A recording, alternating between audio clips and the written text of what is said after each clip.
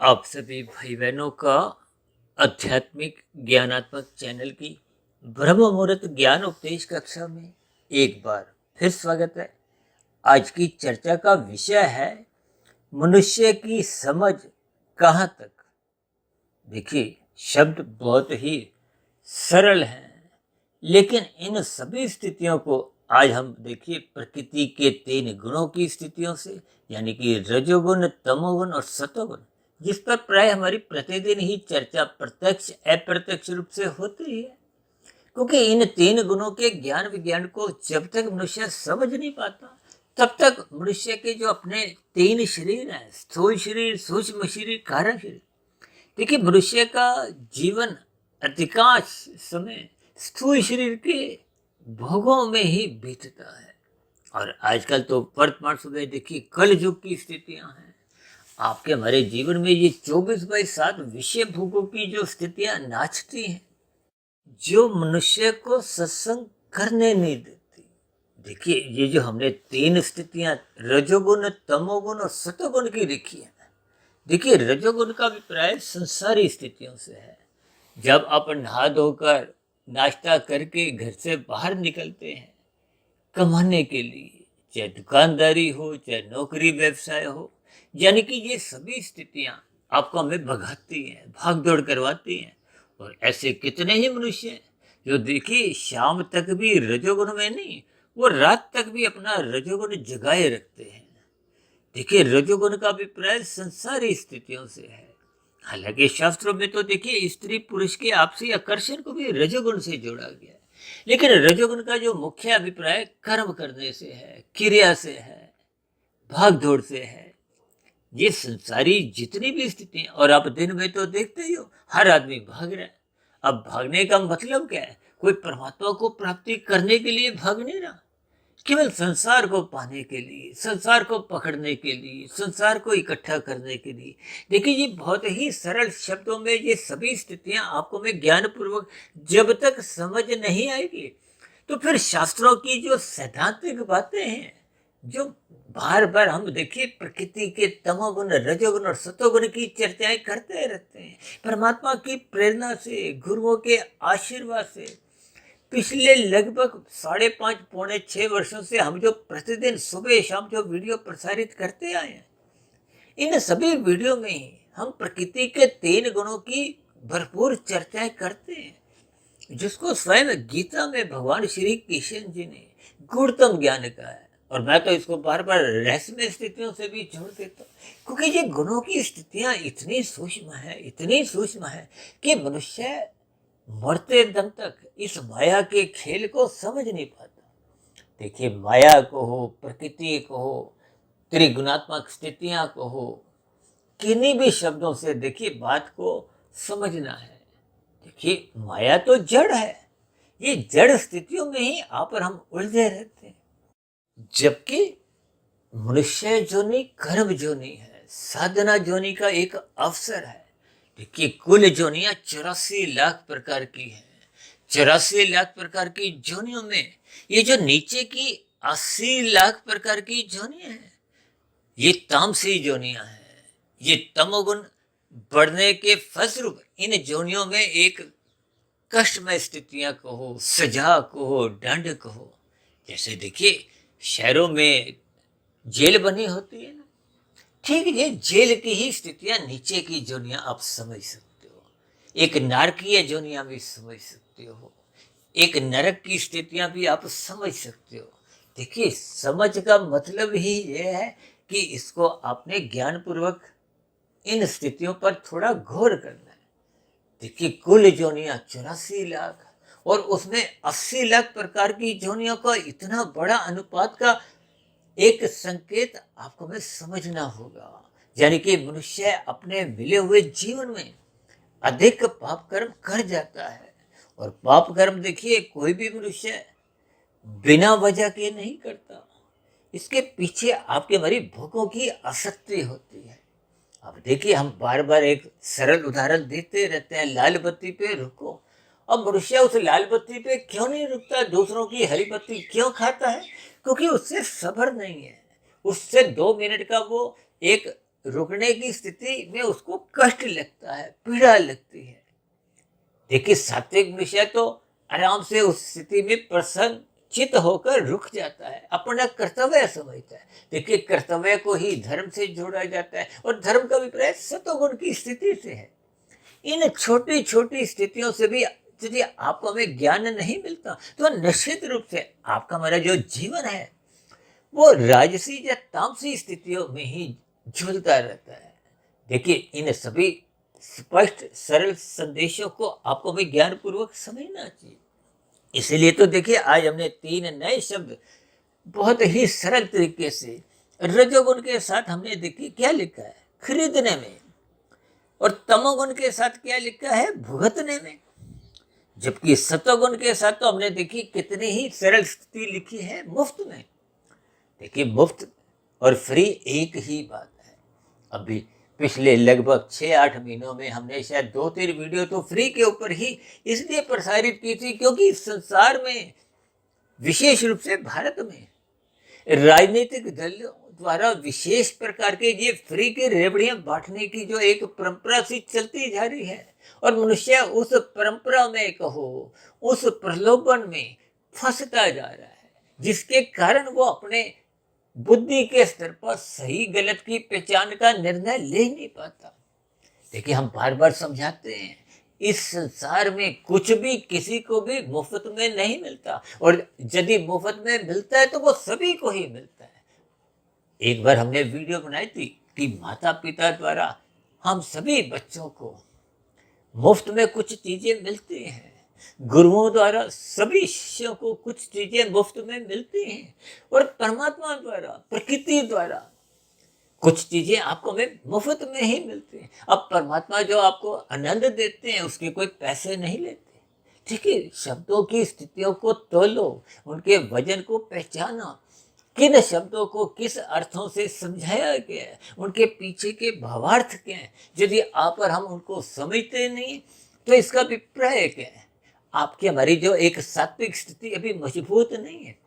क्योंकि आज का जो इस संदेश है कि रजोगुण खरीदना पड़ता है, कभी भी मुफ्त में नहीं मिलता। यदि आपको हमें कोई बिजली पानी की स्थितियां मुफ्त में मिलती हैं तो आपके हमारे वो खाते में से ही कट जाती हैं, कर्माशय में से ही कम कर दी जाती हैं। आप और हम देखिए भंडारे में भी यदि कोई भोजन ग्रहण करते हैं, किसी ब्याह शादी में भी भोजन ग्रहण करते हैं, चाहे किसी मित्र के यहाँ, रिश्तेदार के यहाँ, देखिए चाहे आप घर पे खाओ, होटल में खाओ, कहीं भी, इन सभी स्थितियों का अभिप्राय आपके मेरे किए गए कर्मों से है। बिना कर्म के देखिए फल मिलता नहीं, और जो भी आप चाहे मुफ्त में मिल खाते हो कहीं से भी, वो आपके हमारे कर्मों के खाते में से ही कम कर दिया जाता है। ये प्रकृति की देखिए एक व्यवस्था है। इन सभी स्थितियों को मैं शब्दों द्वारा कुछ ना कुछ समझाने का तो प्रयास करता हूँ, चित्रों द्वारा कुछ इशारे करता हूँ, इन रंगों की स्थितियों द्वारा कुछ प्रकाश डालता हूँ, क्योंकि सफेद रंग के शब्द जितने भी है वो सतोगुण का प्रतीक है, वो परमात्मा का, आत्मा का। ये सभी स्थितियों को आपको में ज्ञान पूर्वक समझना चाहिए।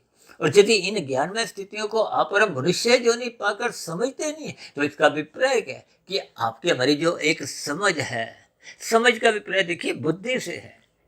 ये बुद्धि का अभिप्राय देखिए विशेष सात्विक स्थिति से। अक्सर हमारी चर्चाओं में बार बार कह दिया जाता है अपनी बुद्धि को निरंतर ऑन स्थिति में रखो।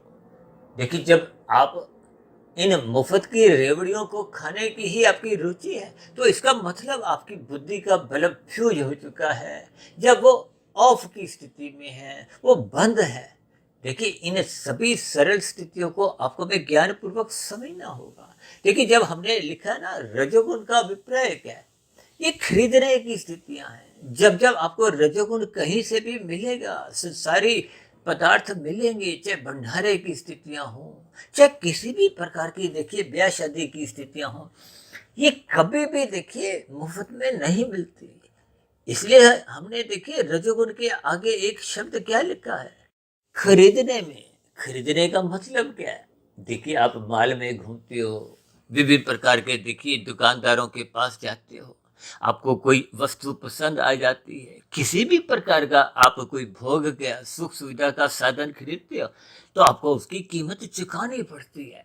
ये कीमत का मतलब ही क्या है? ये कर्म से है। देखिए, कर्म, अर्थ, धन, धन, ये सब एक ही स्थितियां हैं। देखिए, आपको हमें स्थूल शरीर के विषय भोगों की प्राप्ति के लिए ही तो मेहनत करनी पड़ती है। ये जो आप और हम, देखिए, अपने बच्चों को भी 2, 2.5, 3 वर्ष के होते ही कहाँ भेजते हैं? प्ले स्कूल में, यानी नर्सरी कक्षा में, यानी कि स्कूल में। छोटी क्लासें होती हैं, फिर बड़ी क्लासें होती हैं, फिर कॉलेज की स्थितियां होती हैं, फिर बड़े बड़े संस्थानों में आप और हम लाखों करोड़ों रुपया खर्च करते हैं। किस लिए? संसार को पाने के लिए। ये देखिए, जितना भी आप भौतिक शिक्षा में भी धन लगाते हो, समय लगाते हो, देखिए, समय हो चाहे धन हो, ये तो एक प्रकार का, देखिए, कर्म ही है।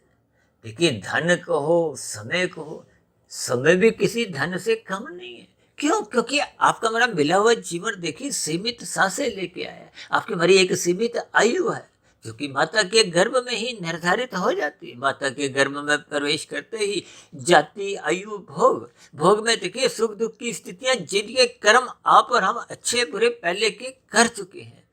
देखिए, अच्छे किए गए पुण्य कर्मों का तो एक सुख रूपी परिणाम आते हैं, जिसको यदि आप भोगना चाहो तो भोगो, नहीं तो आप अन्यों को दान कर सकते हो। देखिए, जब आपने पुण्य कर्म किए थे फल पाने की इच्छा से, तो उस स्थिति विशेष में आपका ज्ञान कहता था कि संसार को भोगो। आज आपका ज्ञान यदि परिपक्व अवस्था में पहुंच गया है, आप कर्म योग में स्थित हो गए, तो फिर ऐसी स्थिति में वो प्रारब्ध वश आपको में जितने भी सुख मिलते हैं, उनका आप त्याग कर देते हो। अब त्याग आपका निष्काम भाव से होता है। और यदि दान पुण्य आप सकाम भाव से करते हो, देखिए, जब आप 10 रुपए का दान करते हो तो पुनः वो लौट के 100 रुपए में आता है। जब 100 रुपए का आपको फल मिलता है, आप 30 रुपए खाते हो, तो फिर 70 रुपए लगा देते हो दान पुण्य में, तो आपके वो लौट के 700 रुपए में आता है। देखिए, इन सभी स्थितियों को हमने कभी ना कभी किसी ना किसी वीडियो का एक विषय विशेष रखते हुए उन पर विस्तार से तो हम चर्चाएं करते रहते हैं। लेकिन जब जब कोई बात बीच में आ जाती है, तो हम कुछ ना कुछ उदाहरण कहीं ना कहीं से कुछ ना कुछ इसलिए दे देते हैं, ताकि बात आपके हमारे समझ में आ जाए। हालांकि देखिए, रजोगुण को हमने बहुत ही सरल शब्दों में खरीदने थे, यानी कि संसार को आप और हम मुफ्त में नहीं ले सकते। और जहाँ कहीं आपको, हमें चाहे सरकार द्वारा कहीं से भी मुफ्त में मिलता भी है, तो वो आपके मेरे कर्माशय में से ही कम कर दिया जाता है। देखिए, इस बात को मैं बार बार सरल शब्दों में समझाने का प्रयास करता हूँ। देखिए, शब्दों की भी एक मर्यादा है, उनके अर्थ आपको समझने हैं। अर्थ जैसे जैसे समझ में आते जाएंगे, फिर गहरी स्थितियों में आपको उनके भावार्थ समझ में आ जाएंगे। और भावार्थ को समझ लेना ही एक विशेष स्थिति होती है। जब मनुष्य के जीवन में ये जो कर्म और फल की स्थितियां कमजोर पड़ जाती हैं, तो फिर गीता में भगवान श्री कृष्ण जी ने क्या कहा? कर्म योग, ज्ञान योग, भक्ति योग। यानी कि अब फल पाने की इच्छा से, फल का मतलब देखिए माया से है, माया का अभिप्राय संसार से है, संसार का अभिप्राय रजोगुणी स्थितियों से है। ये जो 5 भोग्य विषय हैं, गंध, रस, रूप, स्पर्श, शब्द, इन सभी स्थितियों को पाने के लिए, भोगने के लिए, देखिए, आप उदाहरण के लिए आप माल में घूम रहे हो। अब माल में घूमते घूमते आप जितना भी विषय भोगों का भोग भोगो मानसिक स्तर पर, उसके तो आपको हमें कोई कीमत नहीं चुकानी पड़ती, कोई धन नहीं देना पड़ता। इसका अभिप्राय क्या है? कि मानसिक स्तर पर आप जितने भी भोग भोगते हो, उसकी आपको कीमत नहीं देनी पड़ती। लेकिन स्थूल शरीर के स्तर पर यदि आपको वॉशिंग मशीन खरीदनी है, आपको टीवी खरीदना है, फ्रिज खरीदना है, जूस पीना है, कपड़े लेने हैं, किसी भी प्रकार की, देखिए, कोई पदार्थ खरीदने हैं, जूते खरीदने हैं, कार लेनी है, मोबाइल लेना है, इन सभी के लिए आपको हमें एक धन देना होता है। और धन बिना पुरुषार्थ के मिलता नहीं। धन कहो, तन कहो, अर्थ को, देखिए, 4 पुरुषार्थ है: धर्म, अर्थ, काम, मोक्ष। धर्म को शास्त्रों में बार बार कहा गया है, प्रथम स्थान पे रखो। धर्म का अभिप्राय सत्वगुण की स्थिति से, धर्म का अभिप्राय अपने कर्तव्य कर्म को निभाने की स्थिति से, जिसको हम बार बार कहते हैं लाल बत्ती पे रुको, केवल हरी बत्ती पे चलो, कानूनों का पालन करो। शास्त्रों में जो जो स्थितियां गुरु द्वारा, शास्त्रों द्वारा समझाई गई हैं, उनका पालन करो। हालांकि ये सभी स्थितियों का आपको हमें गहरा ज्ञान पहले से ही है, क्योंकि आत्मा तो सभी की सभी पहले से ही ज्ञान स्वरूप है। ये जो हम कहते रहते हैं ना, हमारी 2700 वीडियो होगी, ये 2700 वीडियो हो चाहे 27,000 चाहे 27 लाख, इनमें भी कोई नया ज्ञान नहीं है। और वेदों के ज्ञान को भी जब सरलीकरण मायातीत महापुरुषों द्वारा किया गया, वो उपनिषदों में जब वेदों में भी कोई नया ज्ञान नहीं है। इसी तरह एक राजसी मनुष्य है, देखिए राजसी मनुष्यों की बुद्धि कुछ नपी तुली होती है।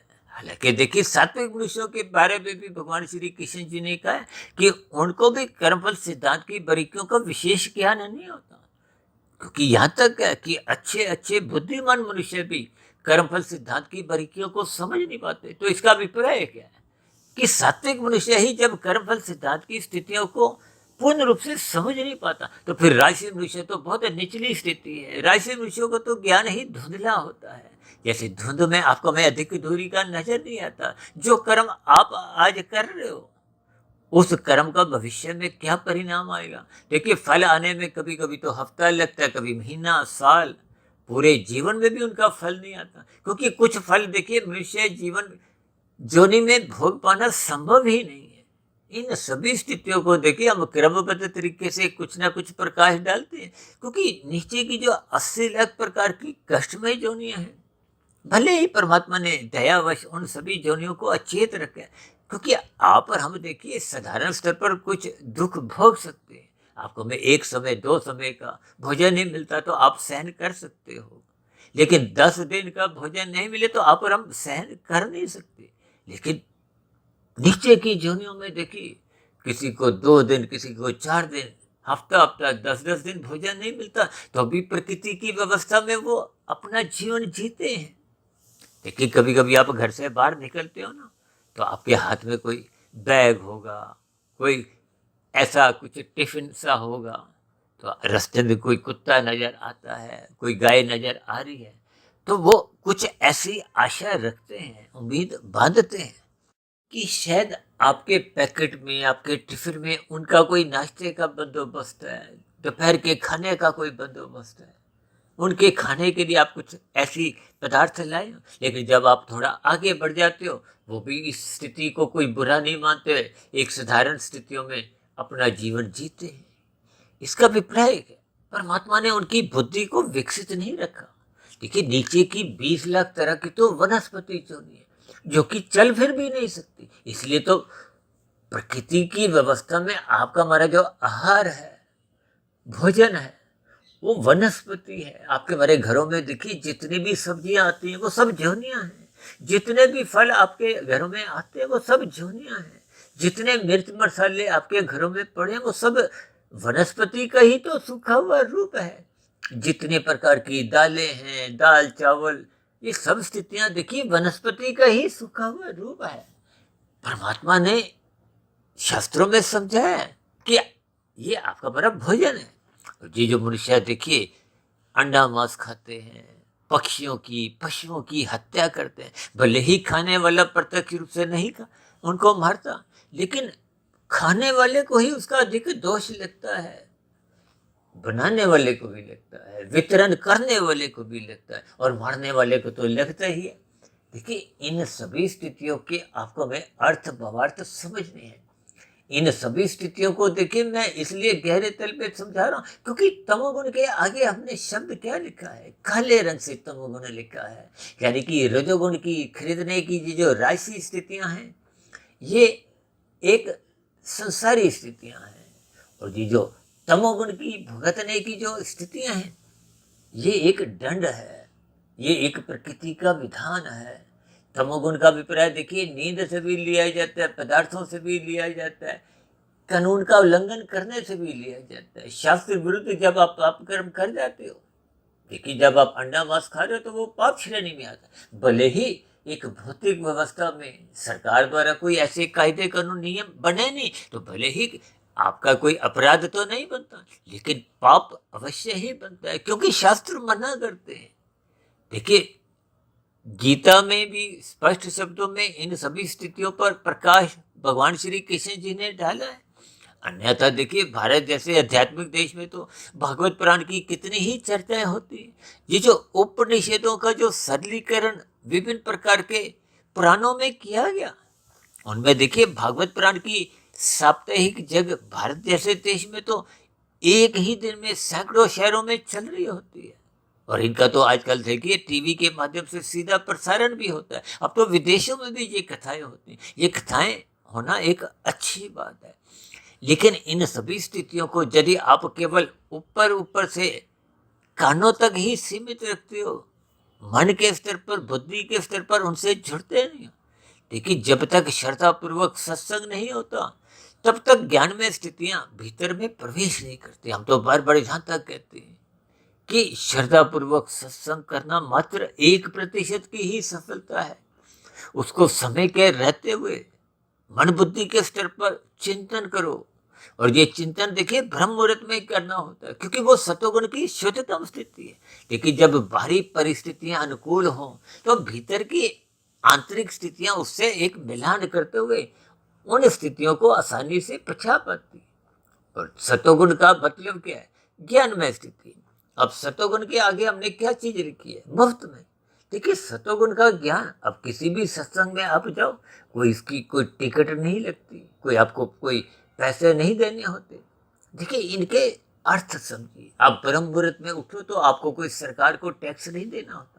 देखिए ब्रह्म मुहूर्त में उठते ही आपको में स्थूल शरीर के स्तर पर भी लाभ होता है, सूक्ष्म शरीर के स्तर पर भी लाभ होता है, और कार्य शरीर के स्तर पर लाभ इसलिए होता है क्योंकि जब स्थूल शरीर और सूक्ष्म शरीर सुधरते हैं, उन्हीं का ही तो परिणाम कार्य शरीर में एक कर्मश्य के रूप में, संस्कार के रूप में बनता है।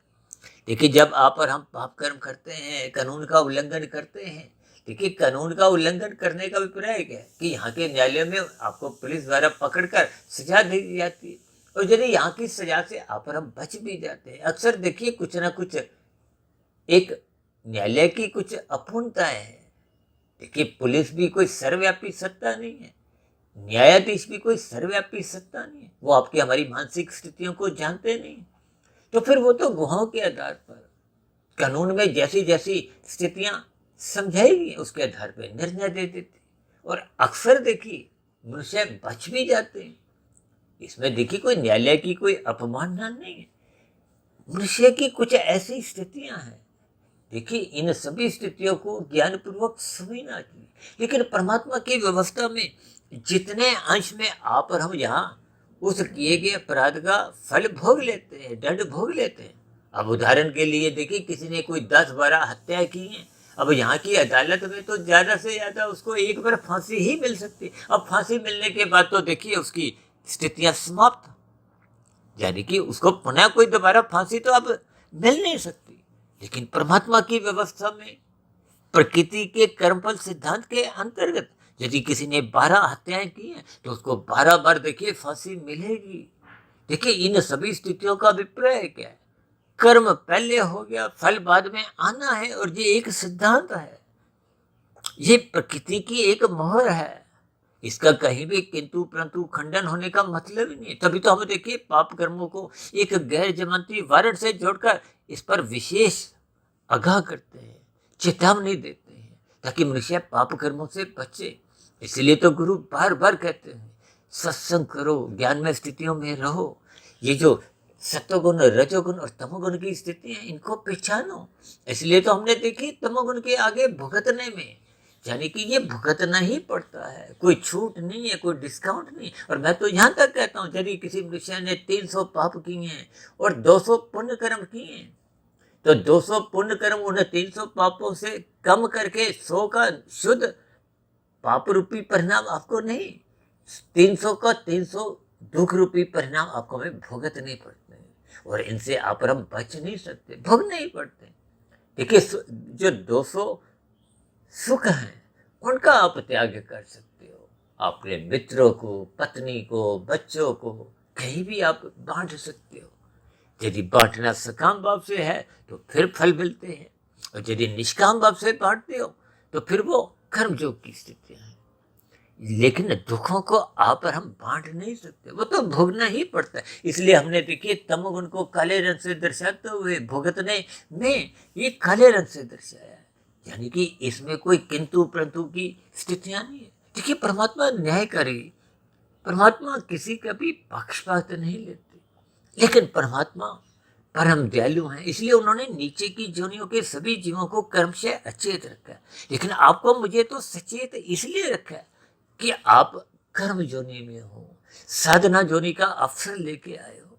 इसका मतलब क्या है कि आपको मैं अपनी ज्ञान में स्थिति मजबूत करनी चाहिए। देखिए, अर्थ काम ये तो संसारी स्थिति है। अर्थ का अभिप्राय धन से है, जिसके लिए आप और हम देखिए शिक्षा में 20-25 वर्ष लगाते हैं अधिक से अधिक धन कमाने। देखिए, अधिक धन कमाने में कानून भी कोई आपको में कोई दंड नहीं देता, कि पूछता नहीं कि आप 8 घंटे नहीं, 10 घंटे नहीं, 15-15 घंटे क्यों भाग दौड़ कर रहे हो। सरकार को तो केवल आपके कमाए गए धन से आयकर चाहिए। और दूसरी बात, आय कमाने के लिए, धन कमाने के लिए आपको कानून के अंतर्गत एक कार्य करने हैं। कोई ऐसा काम नहीं करना कि प्रकृति का वातावरण भी दूषित हो, या अन्य मनुष्यों को पीड़ा हो, या प्रकृति के वातावरण में किसी भी प्रकार का कोई दोष है। देखिए, इन सभी संकेतों को आपको मैं कुछ क्रमबद्ध तरीके से ज्ञान पूर्वक प्रकृति की 3 गुणों की स्थितियों को समझना चाहिए। देखिए, परमात्मा तो बार बार कहते हैं सत्संग करो, और शास्त्र तो यहाँ तक कहते हैं जो मनुष्य सत्संग नहीं करता। सत्संग का मतलब क्या है? सत्वगुण का संग, और सत्वगुण का संग के साथ ही हमने देखी ये जो स्थिति लिखी है सत्वगुण, साथ में हमने क्या लिखा है? मुफ्त में। यानी कि परमात्मा की व्यवस्था में आपको मैं ये जो मनुष्य जोनि मिला है वो सत्वगुण बढ़ाने के लिए ही मिला है, और इसकी कोई कीमत भी नहीं है, ये मुफ्त में ही है। आप ब्रह्म मुहूर्त में उठो, गुरु के प्रवचनों को सुनो, शास्त्रों का स्वाध्याय करो। देखिए, एक बार हमने वीडियो बनाई थी ना, गुरु एक प्लेटफॉर्म, एक बार हमने वीडियो बनाई थी एक, ये शास्त्र आपके हमारा जीपीएस है। देखिए, जब आप गाड़ी चलाते हो आप जीपीएस ऑन कर देते हो, और वो जैसे जैसे आपको समझाता है वैसे वैसे आप अपनी गाड़ी उस दिशा में ले जाते हो। लेकिन शास्त्र भी तो आपके हमारी दिशा निर्देश जारी करते हैं। गुरु समझाता है दाएं तरफ मुड़ जाओ, बाएं तरफ मुड़ जाओ। इसका मतलब क्या है? ये करो, ये मत करो। ये सभी स्थितियां देखिए शास्त्रों में आरंभ से ही, वेदों में ही समझा दी गई। लेकिन वेदों की स्थितियां कुछ जटिल हैं, इसलिए तो मायातीत महापुरुषों द्वारा परमात्मा की प्रेरणा से उपनिषदों का विभिन्न प्रकार की स्थितियां बनाई गई। और जब उपनिषदों की बातें भी एक राजसी मनुष्यों को, संसारी मनुष्यों को कोई गहरे तल पे समझ नहीं आए, तो फिर विभिन्न प्रकार के पुराण, ये कथा कहानियां, जैसे बच्चों को देखिए कथा कहानियां सुनाकर, देखिए बच्चों को कभी कभी हम रात को सोते समय कोई कहानी सुनाते हैं ना, किस लिए? ताकि दिन में जो उसने कोई बुरा काम किया था उसका भय दिखाए और अच्छे काम करने की कोई प्रेरणा दे। ये कथा कहानियों द्वारा कुछ ऐसी ही स्थितियां देवी देवताओं से जुड़ते हुए समझाई जाती हैं। ये विभिन्न प्रकार के व्रत त्योहार जो आपके हमारे जीवन में आते रहते हैं, इन कर्मकांडों को ज्ञानपूर्वक करते रहना चाहिए।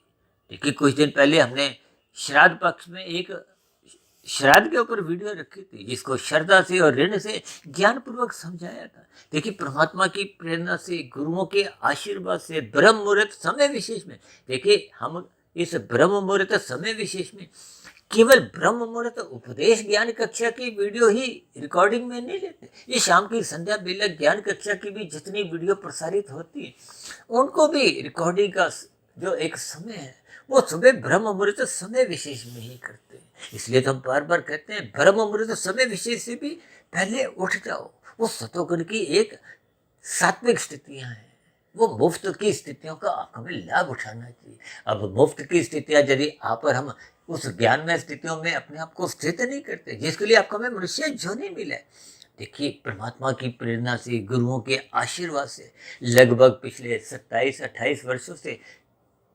1-1.5-2 बजे तक उठने का मैंने अपना एक स्वभाव सा बनाया है। इन सभी स्थितियों का मुझे भरपूर लाभ मिलते हुए तभी तो ये इन सभी स्थितियों को मैं ज्ञानपूर्वक समझाने की स्थिति में, गुरुओं के आशीर्वाद से, परमात्मा की प्रेरणा में, ब्रह्म मुहूर्त समय विशेष में इन पे प्रकाश डाल पाता हूँ। इन सभी स्थितियों का आपको हमें लाभ उठाना चाहिए। भले ही आपकी आत्मा, मेरी आत्मा, चाहे कुत्ते बिल्ली की आत्मा हो, पक्षी की, कबूतर, यानी सबकी आत्मा ज्ञात हुआ। ये वनस्पति योनियां जितनी भी हैं, इनकी भी तो आत्मा ज्ञान स्वरूप है।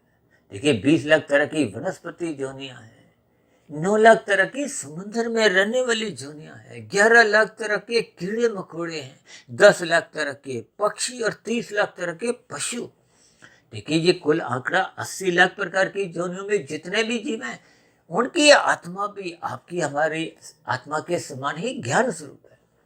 लेकिन जब हम अपने मनुष्य जीवन में इस रजोगुण और तमोगुण का अधिक संग कर लेते हैं, देखिए तमोगुण तो पूर्ण रूप से काला रंग है। जैसे आप बल्ब ट्यूब देखिए, जैसे आत्मा का प्रकाश है, बल्ब ट्यूब जल रहे हैं, उसके ऊपर आप काला पेंट कर दोगे तो क्या होगा, प्रकाश बाहर नहीं आएगा। अब भीतर से तो देखिए वो जो ट्यूब का प्रकाश है वो जल रहा था, आपने काला कपड़ा डाल दिया, काला पेंट कर दिया, यानी कि ये तमोगुण की स्थिति है। ये आपको फिर हमें भुगतने पड़ते हैं, ये ज्ञानता की स्थिति है, क्योंकि मनुष्य को बोध नहीं। आज जिसका वो छीन रहे, आजकल तो देखिए डिजिटल अपराध कितने ही होने लगे, जिसका आज आप 100 रुपया छीन रहे हो, भविष्य में आपको 1000 रुपये देने पड़ेंगे। देखिए इस स्थिति को यदि आप और हम समझ जाएंगे तो ये सतोगुण का एक मुफ्त में मिला हुआ ज्ञान है। जिस चीज को आज आप देखिए विभिन्न प्रकार की स्थितियां, यानी कि राशि स्थितियों को आप और हम खरीदते हैं, ये तमोगुण में फिर वो स्थितियों का आपको हमें भुगतान करना होता है, ये ऋण है। देखिए इन सभी संकेतों को यदि आप और हम ज्ञान पूर्वक नहीं समझते तो फिर मनुष्य जीवन में आपके हमारी जो एक बुद्धि की स्थिति है वो थोड़ी औण की स्थिति में कमजोर मानी जाती है। इसलिए तो कहते हैं निरंतर सत्संग करो, ये बुद्धि को ऑन रखती है। बुद्धि ऑन होगी, बुद्धि में विवेक शक्ति जगेगी, और विवेक शक्ति जगने पे ही वो जो मन है, जो विषय भोगों में असत है, शास्त्रों में तो यहाँ तक है मन ही बंधन का कारण है, मन ही मोक्ष का कारण है। ये मन ही तो सत्संग में टिकने ही नहीं देता। देखिए जो लोग सत्संग में बैठे हुए दिखाई भी देते हैं, अब राजसी मनुष्यों का सत्संग भी मन से होता है। देखिए इन बातों को अन्यथा में नहीं लेना। हालांकि शास्त्रों में तो देखिए बेमन से किए गए सत्संग की भी प्रशंसा की गई, क्योंकि आज बेमन से हो रहा है, कल उसका मन धीरे धीरे लगेगा। अब देखिए ना, बच्चे प्ले स्कूल में जाते हैं, नर्सरी कक्षा में रोते धोते जाते हैं। राशि मनुष्यों का सत्संग भी देखिए कुछ रोते धोते ही होता है। देखिए इनके मात्र अपने संकेत इशारे समझने, अन्यथा इन शब्दों से यदि आप और हम कुछ बुरा मान जाते हैं तो फिर आपकी हमारी जो आगे की यात्रा है, देखिए कुछ दिन पहले ही हमने शब्दों की यात्रा कहाँ तक पे यही बातें रखी थी कि यदि आप और हम आंखों द्वारा शब्दों का ज्ञान कुछ कुछ लेते हैं, कानों द्वारा कुछ कुछ सुनते हैं, लेकिन भीतर में प्रवेश मन बुद्धि के स्तर पर नहीं होता, तो फिर वो स्थूल शरीर के स्तर पर गोलकों तक ही सीमित रहता है, भीतर प्रवेश नहीं करता। तो फिर कारण शरीर में संस्कार बनते नहीं। संस्कार ही तो आपके हमारे जीवन की एक दिशा निर्धारित करते हैं। स्वभाव वश ही आपके हमारे 90% जीवन एक गति लेता है, दिशा लेता है। यदि संस्कार बुरे बने हुए हैं तो वो बुरे संस्कार आपको बार बार मन बुद्धि के स्तर पर बुरे फुरने उठाते हैं, और बुरे फुरने वो मन बुद्धि के वो फिर स्थूल शरीर के स्तर पर ज्ञानेंद्रियों द्वारा भोग करते की छूट दे देते हैं, और पाप कर्म करने से भी वो उनको रोकते नहीं है। देखिए इन सभी स्थितियों को आपको क्रमबद्ध तरीके से इन 3 शब्दों के संकेतों को, यानी कि तमोगुण को भुगतने से पहले ही आपको हमें समझना चाहिए। तभी तो देखिए शास्त्रों में नरकों का भय दिखाया गया है, स्वर्गों का एक लोभ दिखाया गया है, ताकि मनुष्य परोपकार के कार्य करे, पाप कर्मों से बचे।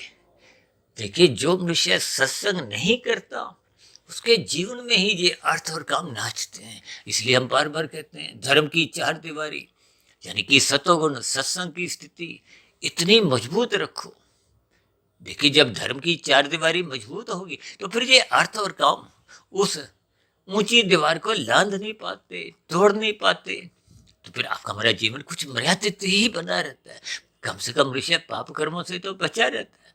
और यदि सत्संग की स्थितियां आपके हमारे जीवन में प्रवेश कर जाती हैं, देखिए शाब्दिक ज्ञान आरंभिक स्तर पे स्थूल शरीर के स्तर पर आता है, फिर ब्रह्म मुहूर्त में उठकर जब आप इस पर चिंतन करते हो, स्वाध्याय करते हो, तो स्थितियां मन बुद्धि के स्तर पर सहज ही प्रवेश कर जाती हैं। और फिर यही स्थितियां जब निरंतर आपके हमारे जीवन में बनी रहती हैं, तो फिर ये कारण शरीर में शुभ संस्कारों का एक स्थिति बनने लगती है। देखिए, श्रद्धापूर्वक सत्संग करना 1% की सफलता है। मन बुद्धि के स्तर पर जब चिंतन मनन शोध की स्थितियां बन जाती हैं, ये 10% की सफलता है। देखिए, चिंतन मनन के बाद जो शोध की स्थिति है वो फिर 11, 12, 15, 30, 40, 60, 70, 90, 100, ये जब कार्यशील में शुभ संस्कार पहुंच जाते हैं। जैसे देखिए, सुबह अभी ब्रह्म मुहूर्त का समय है, सूर्य का प्रकाश आने से ये अंधकार समाप्त हो जाएगा। ठीक इसी तरह शुभ संस्कार, वो पहले के बुरे संस्कार जो आपसे हमसे पाप कर्म करवाते थे, उनको भगाने लगते हैं, कमजोर करने लगते हैं, मारने लगते हैं, और फिर वो एक समय में समाप्त हो जाते हैं। शास्त्रों में कहा गया है कि बुरे संस्कारों को दग्ध बीज करो। कभी कभी देखिए, बुरे संस्कार कमजोर हो जाते हैं, सो जाते हैं, छिप जाते हैं, लेकिन जब जब उनको मौका मिलता है फिर वो जाग जाते हैं। इन संकेतों को आपको में ज्ञानपूर्वक समझना है, यानी कि अपने मिले हुए जीवन में ये जो हमने मुफ्त की स्थितियां समझाई हैं, इसका आपको हमें लाभ उठाना चाहिए, ताकि आपके मेरे जीवन में ये जो योग की स्थिति है, जिसको गीता में भगवान श्री कृष्ण जी ने समझाया, कर्म योग, ज्ञान योग, भक्ति योग, ये योग की स्थितियां ही शुद्ध कमाई है। इस शुद्ध कमाई को आप और हम जितना कर लेते हैं, तो सर्वप्रथम तो हम नीचे की 80 लाख प्रकार की तामसी दंडमय योनियों में गिरने से बच जाते हैं। पुनः आपको हमें मनुष्य योनि का अवसर मिलता है, संस्कारी माता पिता मिलते हैं, गुरुजनों का संग सहज ही उपलब्ध बना रहता है।